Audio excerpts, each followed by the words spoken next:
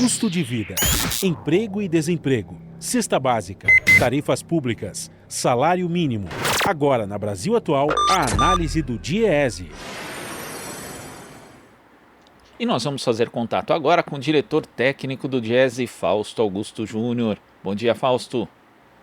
Bom dia, Glauco. Bom dia a todos.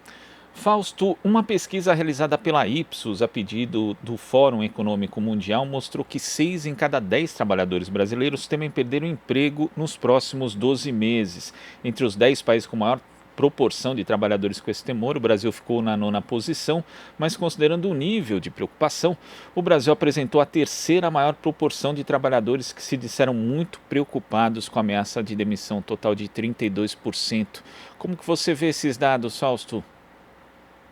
Bem, Glauco, esses dados são interessantes para a gente compreender um pouquinho como que a percepção do risco de perder o emprego está fortemente vinculada à formalização, à estruturação do mercado de trabalho. Os países que têm um mercado de trabalho mais desestruturados, como é o caso do Brasil, como é o caso de Rússia, como é o caso de África do Sul, são países que de alguma forma carregam, levam para os seus trabalhadores um receio muito grande da perda do seu posto de trabalho, da perda do seu emprego, em meio a uma situação, no caso agora é muito claro, para a gente olhar,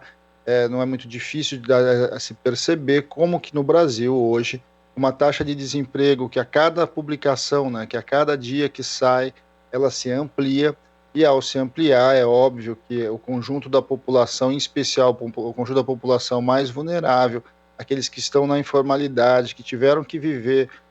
a perda da renda muito acelerada aí por conta do fechamento, do isolamento social, olha para a conjuntura, olha para um momento econômico bastante difícil que o Brasil vive e sabe que tem muita dificuldade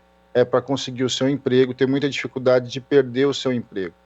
Chama atenção também, Glauco, o fato de que há uma fé nessa pesquisa em relação à qualificação profissional e, ao mesmo tempo, uma sensação de que a queda do emprego está vinculada às mudanças tecnológicas, está vinculada à perda aí de uma série de postos de trabalho que historicamente se estruturaram a partir principalmente da indústria e alguns mercados mais comuns e que, de certo modo, a tecnologia vem substituindo. São algumas informações que nos ajudam a lidar, inclusive, com uma discussão que precisa ser feita aqui no Brasil, que é como é que a gente minimamente vai garantir postos de trabalho, minimamente vai garantir renda para as pessoas, independente aí do que vai acontecer, não só do ponto de vista econômico, mas também com a entrada da tecnologia, que no caso da pandemia se acelerou, avançou bastante em áreas que antes você não imaginava que avançaria e que agora, em meio a todo esse processo que a gente vê elas avançando mais aceleradamente, principalmente por conta da necessidade que a pandemia se impôs. Agora, justamente em relação a essa aceleração das tendências de automação, das novas tecnologias também, que acabam fazendo com que menos mão de obra seja utilizada, Fausto, a gente tem uma crise, então, um problema estrutural, que diz respeito justamente a isso, mas também tem a conjuntura, quer dizer, uma crise provocada no mercado de trabalho por conta da economia, da pandemia. É preciso discutir as duas coisas, então, em conjunto, Fausto, senão a gente pode ter um problema de desestruturação muito mais sério do mercado de trabalho do que a desestruturação que já vinha acontecendo mesmo antes da pandemia. Então, nós temos duas tendências colocadas, como você bem lembrou. Uma delas está vinculada diretamente ao mercado de trabalho, à conjuntura, esse momento econômico que é anterior, inclusive, à própria pandemia, e que a pandemia só agudizou, a pandemia só piorou bastante. Há uma questão do ponto de vista da estrutura do nosso mercado de trabalho, que é a questão da formalização. Uma parte significativa da nossa mão de obra ela é informal, ou seja, ela está alheia ao conjunto de direitos trabalhistas, ela está alheia às proteções sociais, em especial a Previdência Social, e você tem um outro contingente de trabalhadores que estão no mercado formal, mas esses trabalhadores também normalmente são os mais atingidos pelas mudanças tecnológicas. Então você tem, de um lado, uma tecnologia chegando, substituindo mão de obra, em especial dos trabalhadores mais estruturados, e você tem uma alta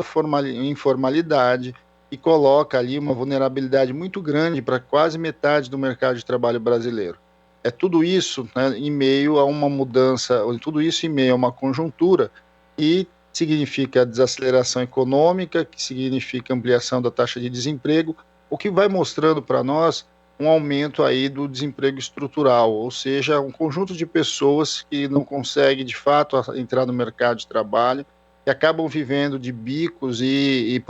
muitas vezes algum tipo de ocupação muito vulnerável ou em algum momento com uma instabilidade muito grande, não conseguem acessar os benefícios sociais e que de alguma forma vai desorganizando todo o conjunto aí da própria sociedade. Nós estamos num daqueles momentos que é preciso colocar o emprego no centro do debate, porque ele não é só uma discussão de imediata, não é uma discussão que quando acabar a pandemia a questão do desemprego vai estar resolvida. Na verdade é o contrário, o que a gente muito provavelmente veja é que ao acabar a pandemia aí, em algum momento, quando a pandemia aí minimamente estiver em níveis muito baixos, a gente vai ter uma taxa de desemprego muito alta. E vamos lembrar que antes da pandemia a gente tinha cerca de 12 milhões de desempregados, e que essa taxa, na verdade, vem oscilando, na verdade, desde 2016, mas girando em torno entre 10 e 12 milhões de desempregados. É um número bastante alto, bastante expressivo, para uma economia importante como a economia brasileira. Eu acho que esse é um debate que a gente precisa trazer, né, de certo modo, para os diversos agentes, construir políticas públicas para mitigar o problema do desemprego, mas é hora também da gente começar a abrir a discussão de que é preciso distribuir os empregos que tem, distribuir a produtividade do emprego que vai se reconstituindo aí a partir das novas tecnologias, de forma que a gente possa minimamente encontrar caminhos de garantir renda e trabalho para o maior conjunto da população. Vamos lembrar que a discussão da redução da jornada, que é a redução histórica do movimento sindical, né, que de certo modo traz o movimento sindical aí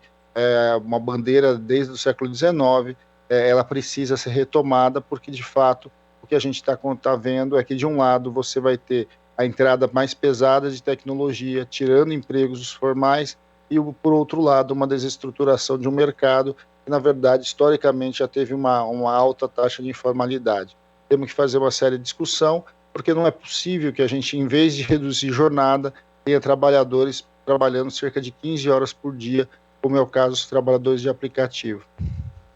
E Fausto, tem um outro aspecto também da pesquisa que chama atenção, é que na média global 67% dos trabalhadores se disseram otimistas quanto à expectativa da requalificação profissional que seria promovida pelos próprios empregadores. Mas a gente sabe que a requalificação profissional em determinado contexto ela pode ajudar de fato o trabalhador, mas ela sozinha não garante nada, né? E existe também, isso acaba se integrando e o próprio trabalhador vai absorvendo, né, essa noção de que o desemprego é culpa dele mesmo, né? Uma individualização da responsabilidade pelo desemprego no próprio trabalhador, enquanto acabam aí sendo livrados das suas responsabilidades o próprio empresariado e o Estado de uma forma geral. Requalificação profissional sem política pública para estruturar de fato o mercado de trabalho não vai adiantar, né, Fausto? Glauco, é compreensível, né? Porque as pessoas precisam acreditar em algo, é preciso encontrar um caminho para a sua situação muitas vezes de muita precariedade, de muita discussão, de muita dificuldade. A qualificação profissional sempre foi vendida como um mecanismo aí para você se reintegrar ao mercado, mas o que a gente está vendo não é isso. O que a gente está vendo é que as pessoas que têm voltado ao mercado de trabalho, em especial na base da pirâmide, elas acabam voltando em profissões normalmente com mais vulnerabilidade, com menos rendimento, e de alguma forma vinculadas aí, mesmo que seja uma nova economia que precariza, né, que é o caso dos trabalhadores de aplicativo.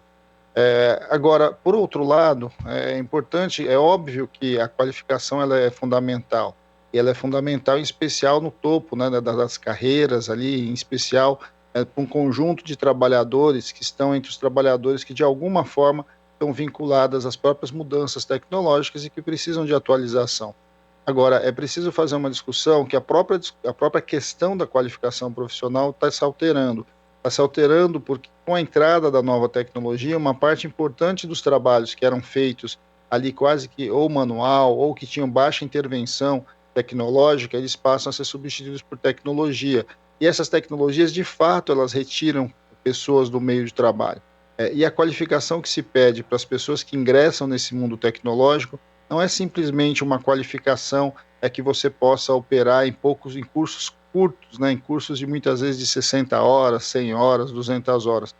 São qualificações que estão ligadas a um conjunto de habilidades que são adquiridas em especial na educação básica e ao longo de todo um processo de desenvolvimento do sujeito. Eu acho que esse é um debate que a gente precisa também trazer. Você pensar, então, em políticas ativas e afirmativas para você lidar com a mudança do desemprego estrutural e com o desemprego tecnológico, principalmente, passa por um investimento maior na educação, um olhar mais cuidadoso sobre, inclusive, a metodologia, os conteúdos, a forma como a gente organiza a educação básica no país, porque cada vez mais você vai precisar não só de um trabalhador, mas de um cidadão que detenha um conjunto de habilidades, detenha uma formação integral e transcende muito o treinamento para o trabalho. Então, esse é um grande dilema, porque nós estamos falando de que é preciso aumentar o nível educacional do país, ao mesmo tempo em que a qualificação profissional ali de curto prazo, ela vai perdendo cada vez mais o seu significado. Então, é algo que vai se colocar, inclusive, nessa próxima etapa, uma longa discussão, o que a gente vai entender de fato como qualificação e requalificação profissional. Tá certo, Fausto. Muito obrigado pela sua participação aqui no Jornal Brasil Atual e até a próxima. Até a próxima, Glauco, e bom dia a todos novamente. Conversamos aqui com o diretor técnico do Diese, Fausto Augusto Júnior. Aqui você ouve as notícias que os outros não dão. Jornal Brasil Atual.